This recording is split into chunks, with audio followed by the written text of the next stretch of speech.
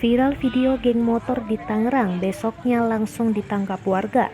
Sedang viral video aksi gangster motor yang berkeliaran di jalanan membawa celurit.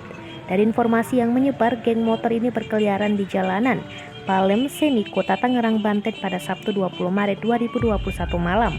Karena jumlahnya banyak dan membawa senjata tajam, aksi geng motor ini bikin resah warga. Namun baru saja muncul kabar kalau warga Kota Tangerang sudah mengamankan salah satu anggota gangster ini. Salah satu remaja yang diduga gangster ditangkap warga di kawasan lapangan Porci Perumnas, Kecamatan Cibodas, Kota Tangerang.